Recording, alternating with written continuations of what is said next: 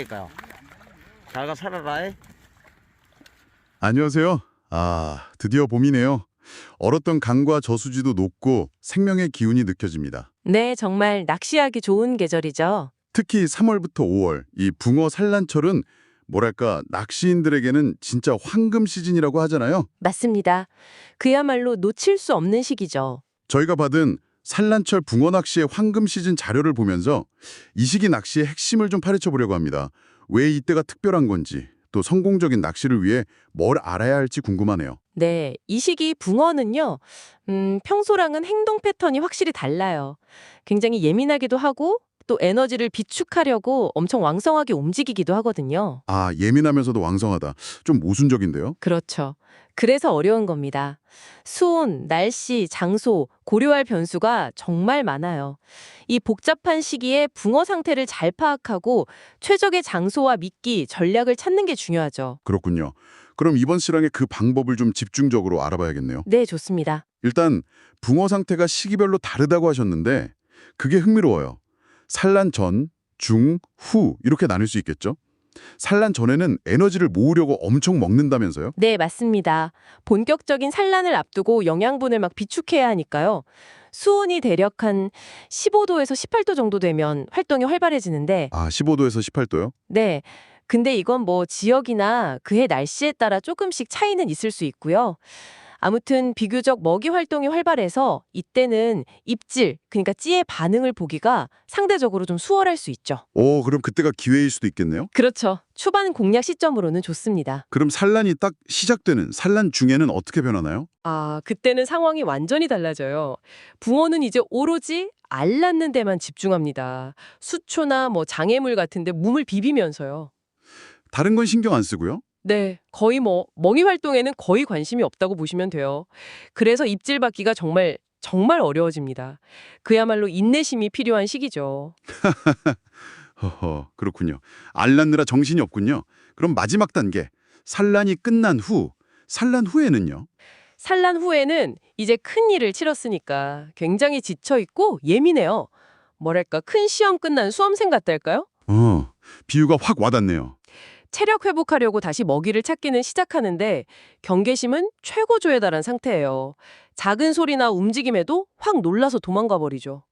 그래서 아주 조심스럽고 섬세한 접근이 필요합니다. 그래서 이 시기별 붕어 상태 파악이 정말 중요하군요. 상태에 따라 전략이 완전히 달라져야 하니까요. 바로 그겁니다. 그게 산란철 공략의 첫걸음이에요. 그럼 이 각기 다른 상태의 붕어들 주로 어디에서 찾아야 할까요? 명당 포인트가 궁금한데요. 가장 먼저 주목할 곳은 역시 수초지대입니다. 수심이 한 0.5m에서 1.5m 정도로 비교적 얕고요. 부들이나 갈대, 줄풀 같은 수초가 우거진 곳이죠. 왜 수초지대인가요? 몸 숨기기도 좋고 알 붙이기도 안전하고요. 또 햇볕을 잘 받아서 수온도 빨리 오르고 미생물 같은 먹이도 풍부하거든요.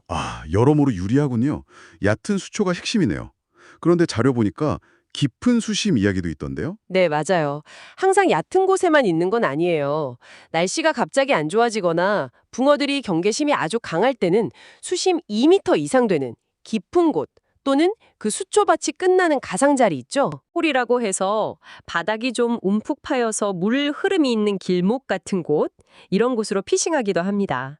특히 산란 전후 시기에 이런 곳들을 잘 살펴볼 필요가 있어요. 숨을 곳을 찾는 거군요. 그렇죠. 그리고 물색도 좀 중요한데 약간 탁한 물색이 유리할 수 있어요.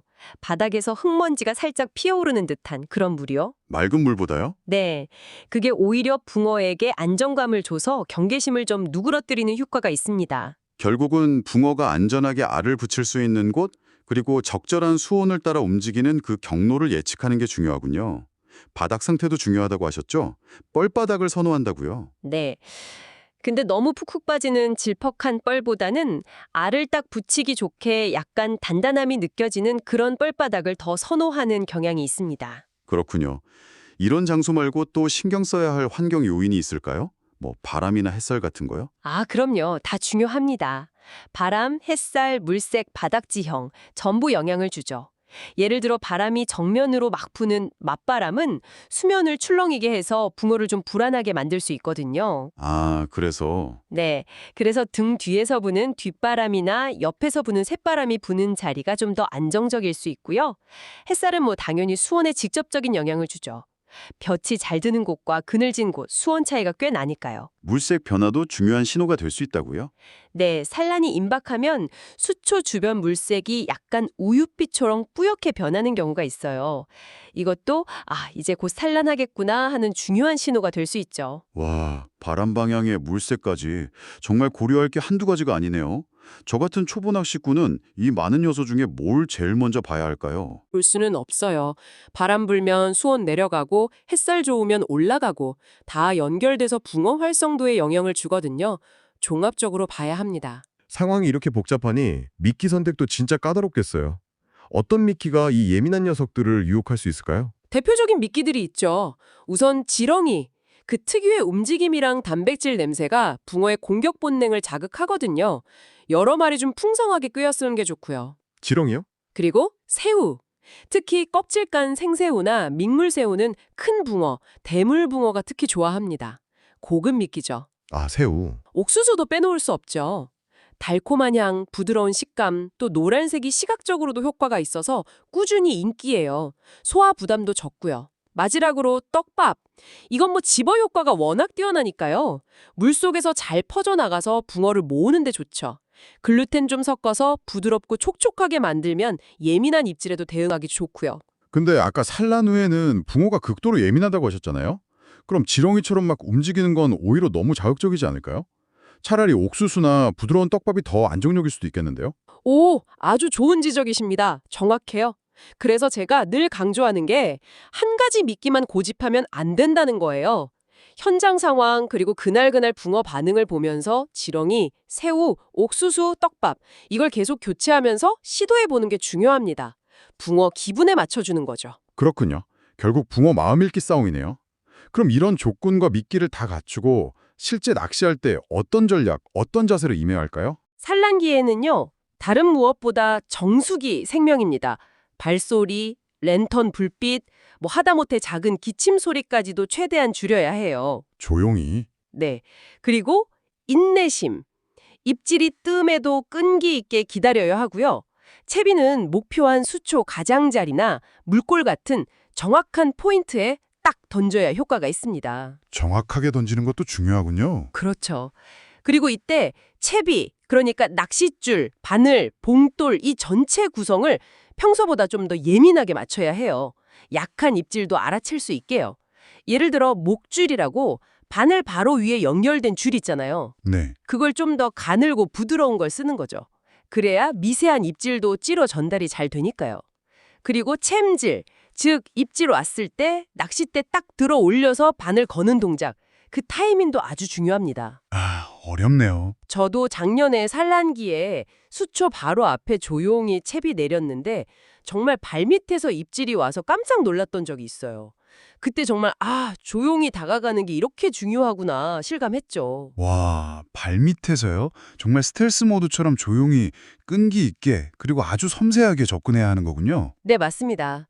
그리고 이런 기술적인 부분만큼이나 어쩌면 더 중요한 게 낚시인의 자세라고 생각해요. 자세요? 네, 필요한 만큼만 잡고 특히 알벤 붕어는 다시 돌려보내주는 자원보호, 캐치앤리리즈 정신이 정말 중요합니다. 미래를 위해서요. 그렇죠. 자원 보호. 그리고 주변 다른 낚시인들 배려하고 쓰레기 꼭 되가져오는 낚시터 에티켓과 환경보호.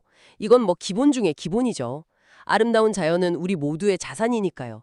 물론 물가에서는 안전장비 착용도 필수고요. 아, 오늘 이야기 쭉 들어보니까요. 산란철 붕어 낚시라는 게 단순히 고기 잡는 걸 넘어서는 것 같아요. 붕어 상태를 이해하고 환경을 읽고 거기에 맞는 전략을 세우고 또 자연과 교감하는 그런 과정이네요. 맞습니다. 생명의 순환을 아주 가까이에서 느끼는 참 특별한 경험인 것 같습니다. 바로 그 점이 산란철 낚시의 가장 큰 매력이 아닐까요? 이 치열한 생명의 경이로움 속에서 붕어의 행동을 예측하고 또 그들과 조심스럽게 소통하려는 그 노력 자체가 즐거움인 것이죠. 네.